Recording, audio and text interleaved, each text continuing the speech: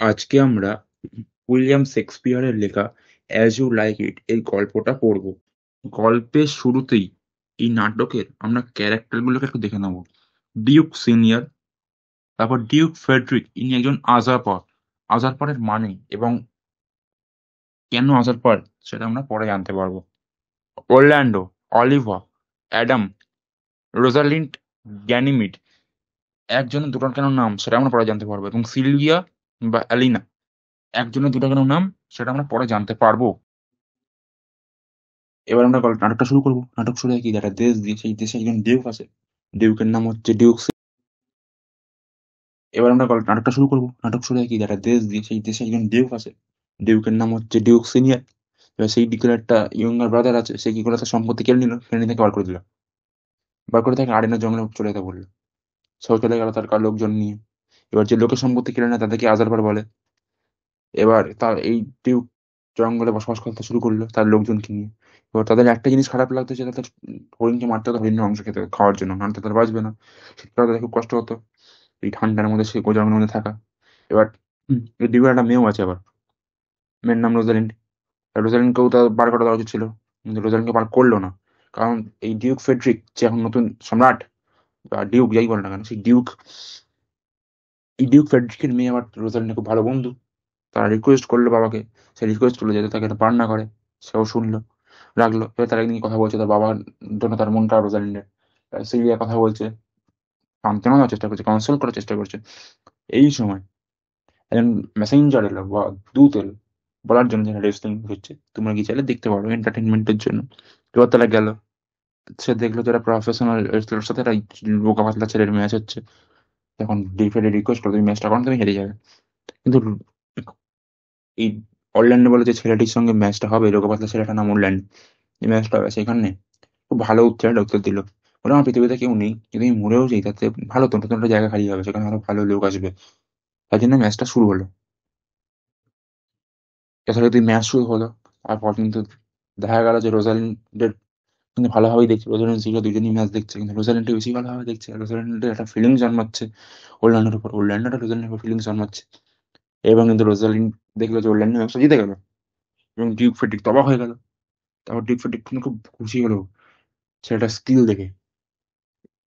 তারপর তো জিজ্ঞেস করলো তোমার নাম কি। যেমন অরল্যান্ডো বললো আমার নাম অরল্যান্ডো, আমি হচ্ছি ইয়ঙ্গার সন অফ স্যার রোল্যান্ডি বয়েস।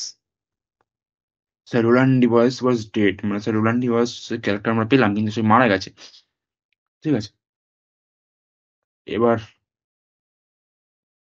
হ্যাঁ, এবার সে আরো বললো সে যখন বেঁচে ছিল সে ছিল হচ্ছে তার চলে যাওয়া ডিউকের ভালো বন্ধু, ক্লোজ ফ্রেন্ড।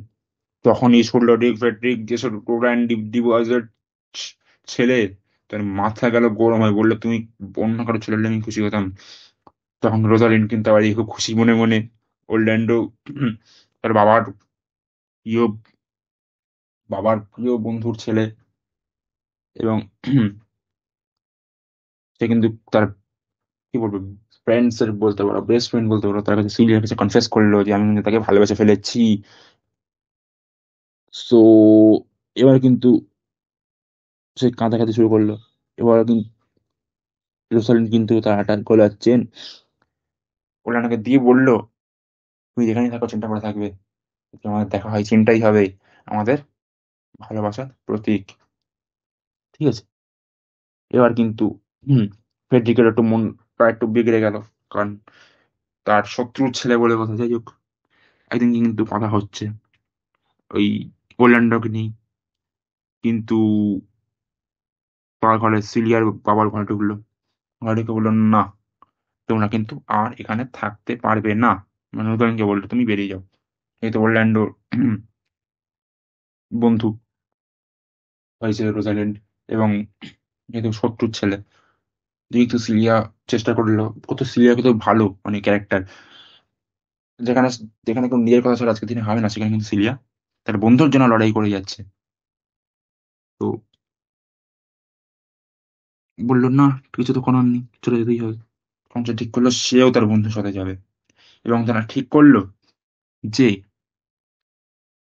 তারা ছদ্মবেশে যাবে, কারণ দুটো মেয়ে তার জঙ্গলে এভাবে যাওয়া এত দামি দামি পোশাক পরে এটা বোধহয় উচিত হবে না। রোজালিন্ড সিলির থেকে একটু লম্বা, এই জন্য সে ছেলের রূপ নিল। যেই ছেলের রূপ নিল তার নাম সে দিল গ্যানিমিড, এবং সিলিয়া মেয়ের রূপ নিয়ে নিল, তার নাম অ্যালিনা।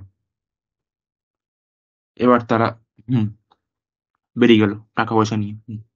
যেতে যেতে কিন্তু সব লাক্সারি লাইফ ছেড়ে তারা কিন্তু চলে গেল।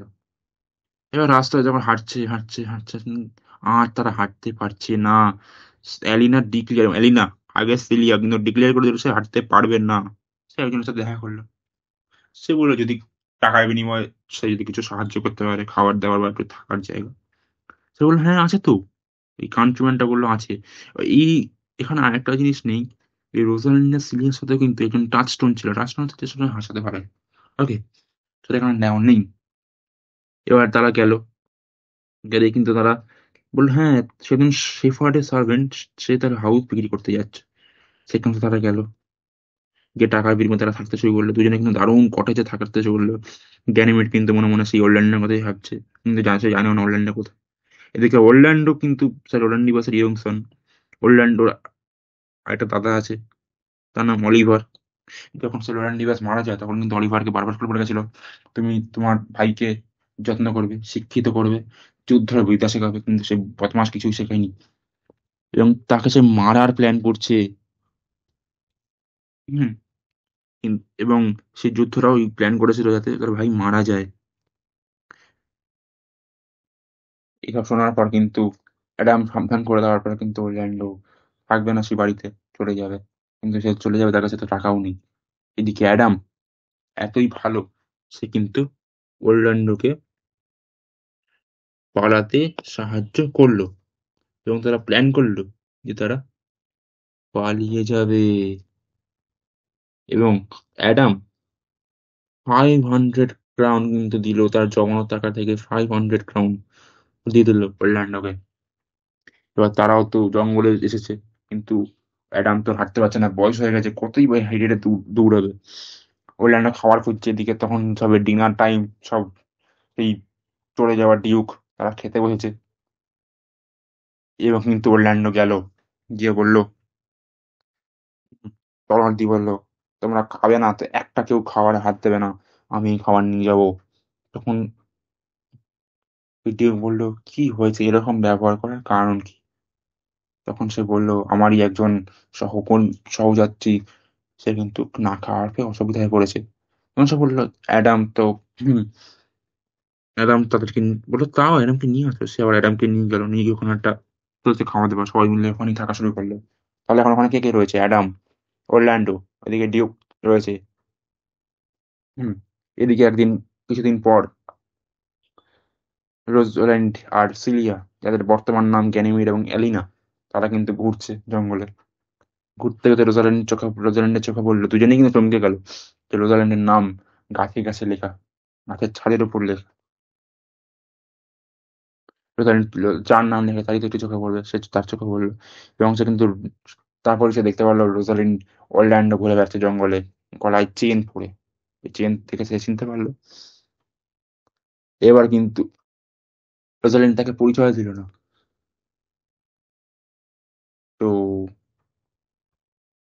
যে এখন সে জ্ঞানী মানে ছেলে, তো সে তাকে পরিচয় দিল না যে সে আসলে তার ভালোবাসার উম, লোক বা মেয়ে, তার নাম রোজালিন্ড। পরিচয় দিল না। দুজনে ঘুরছে, দুজনে নিয়ে গল্প সল্প হয়, যেহেতু ছেলে বলে কথা। তখন ওর কাছে বলতো যে না আমি ওকে ভালোবাসি, রোজালিন্ডকে কিন্তু তাতে পারতেই পারছি না, দেখাই পাচ্ছি না। তখন সে বললো সত্যি তুমি ভালোবাসো রোজালিন্ডকে? তখন ভালোবাসো তাহলে একটা কাজ করবে, তুমি তুমি যদি জেনুইন লাভার হও তুমি আমার কাছে আসবে, রোজ প্র্যাকটিস করবে যে কি করে উম, ভালোবাসার কথা বলতে হয়। তারপর আমি রোজালিন্ডের সঙ্গে দেখা করিয়ে দেবো। এরকম রোজ যেত অরল্যান্ডো রোজালিন্ডের কাছে ভালোবাসা নিবেদন করতে, মানে গ্যানিমেডের কাছে। অরল্যান্ডো ভাবে যে ও ছেলে, কে বলতো একদিন যখন সে যাবে সকালবেলা এই কাজ করতে, তখন সে দেখতে পায় একটা মানুষ শুয়ে আছে, এবং তাকে একটা সাপ জড়িয়ে ধরেছে গলা দিয়ে। তখন সে দেখলো যে সে তার দাদা, আর কেউ না, সেটা তার দাদা অলিভার। তখন সে গেল, সবটা পালিয়ে গেল। তারপর সে বুঝতে পারলো একটা লায়ন রয়েছে, যে লায়নটা কিন্তু ঝোপ জঙ্গলেই রয়েছে, যখন তখন অ্যাটাক করতে পারে। তখন সে লায়নের সাথে লড়াই করলো নিজের প্রাণ বিপন্ন করে, এবং সে এই অলিভারকে বাঁচালো। অলিভার কিন্তু এত কিছু করার পরেও, এত অন্যায় করার পর ভাইয়ের সাথে, সে ভাই যে তার জীবন ফিরিয়ে দিল, এর জন্য তাকে ছোট মাছ চালালো, এবং সে ভুল স্বীকার করলো যে সে যে অন্যায় করেছে। এবার তার এদিকে অরল্যান্ডো কিন্তু হাতে চোট পেয়েছে লড়াই করতে গিয়ে, সে কিন্তু লায়নটাকে মেরেও ফেলেছে। অরল্যান্ডো কিন্তু ক্ষমা ক্ষমা চাইলো, চাওয়ার পর কিন্তু অরল্যান্ডো অলিভার ক্ষমা চাইলো। অলিভার ক্ষমা চাওয়ার পর অরল্যান্ডো রিকোয়েস্ট করলো যে, "ওকে তুমি গিয়ে বলো ক্যানিমেটকে যে আজকে আমি যেতে পারছি না, আমি ইনজিওর্ড।" সে কিন্তু গেল ক্ষমা চাইতে। অলিভার গিয়ে গ্যানিমিড আর অ্যালিনা, যারা বর্তমান আগে মানে যারা তো রোজালিন্ড এবং সিলিয়া, গিয়ে বললো এরকম ব্যাপার স্যাপার হয়েছে, আজকে অরল্যান্ডো আসতে পারবে না। এবার এইদিকে এত নম্র ভদ্র কথা শুনে অ্যালিনা, যার নাম সিলিয়ান, মানে যে ডিউক ফেডরিক, সে আবার অলিভারের প্রেমে পড়ে গেছে। তাদের মধ্যে যা কথাবার্তা হলো, এবং অলিভার অনেক সময় যখন বাড়ি ফিরে এলো, তার ভাইকে বলল যে সে অ্যালিনাকে ভালোবাসে এবং অ্যালিনাও তাকে ভালোবাসে। অন্যান্য শয়তান ছিল যে তাদের কিন্তু বিয়ে করে নেওয়া উচিত, বা তাদের ডিউককে কিন্তু ইনভাইট করা উচিত। এবার সে পরের দিন গিয়ে অ্যালিনার সাথে ডিসকাস করলো, এবং তারা সবাই মিলে গেল এদিকে গেনিমের ছুটে অরল্যান্ডো খোঁজ নিতে, সে যে কেমন আছে। এখন তো তারা অরল্যান্ডো গল্প করছে, গ্যানিমিড অরল্যান্ডো এবং গ্যানিমিড গল্প করছে যে কি হবে অলিভার অ্যালিনার মধ্যে এই প্ল্যানটা তৈরি হলো। তখন কিন্তু সেও বলছিল যে এই যে বিয়েটা হচ্ছে আমার দাদা আর অ্যালিনার, ওই যদি আমি আমার রোজালিনকে খুঁজে পেতাম তাহলে আমরা বিয়ে করে নিতাম। সেগুলো ঠিক আছে, তার সেই উইশ ফুলফিল করে দেবে। সে আহ, তার কাছে একটা স্পেশাল ম্যাজিক্যাল পাওয়ার আছে, যেটা সে তার আঙ্কেল থেকে শিখেছে, সেটা সে ফুলফিল করে দেবে। বিয়ে, তখন বিয়েও হবে।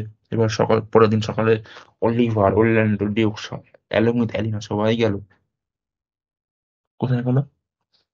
ডিউকের কাছে গিয়ে সে কিন্তু, ডিউক তো চুমড়ে গেল, জামান হয়ে ফিরে এসেছে, খুশি হলো। সে তার সে বললো যে আমি বিয়ে করতে চাই। তার সমস্ত প্রস্তাব সে মেনে নিল। এবার রোজালিন্ড আবার তারা জঙ্গল ফেলে এলো। রোজালিন্ড কিন্তু হোল ব্যাপারটা বললো, মানে সাজানোর চেষ্টা করলো। তার বাবা কোথায়, তার বাবাকেও খুঁজে পাওয়ার ব্যাপার আছে। এবার তার ডিউকের চোখে জল এলো, ডিউক ফেডরিক যে তার মেয়েকে খুঁজে পেয়েছে বলে কথা। তারা কিন্তু বিয়ে করে নিল সবাই, টু কাপলস, তারা কিন্তু বিয়ে করে নিল। এদিকে ডিউক সিনিয়রও চলে এসেছে, সবাই মিলে বিয়ে করে নিল, সবাই মিলে আনন্দ থাকা শুরু করলো। এবার এইদিকে হুম একদিন আসার পর ডিউক ফেডরিকের মনেও তখন একটা সংশয় রয়েছে, সে কি করবে, তার জীবনটা সে কি করে কাটাবে। তখন কিন্তু একটা হিউজ আর্মি সে নিয়ে গেছিল তা- তার ব্রাদারকে সে মেরে ফেলবে বলে। কিন্তু একটা হারমিট, শুনে আছি, তার ভবিষ্যৎ চেঞ্জ করে দিল, বললো তুমি সব লোভ লালসা সব ত্যাগ করো, ত্যাগ করো, সারা জীবন এই জঙ্গলেই থেকে যাও। সবাই জঙ্গলে থেকে গেল। এদিকে বিয়ে করার পর সদ্য বিবাহিত দুজন খেতে বসেছে, সবাই মিলে খেতে আনন্দ করে খাচ্ছে। তখন কিন্তু কনফি করার জন্য লোক এলো, মেসেঞ্জার এলো, দূত এলো, সে বসে বললো তোমাদের সম্পত্তি তোমাদের কাছে চলে এসেছে। সবাই মিলে আবার ক্যাসেলে ফিরে গেল বা প্যালেসে ফিরে গেল। এদিকে ডিউক ফ্রেডরিক সবকিছু ছেড়ে জঙ্গলেই থেকে গেল।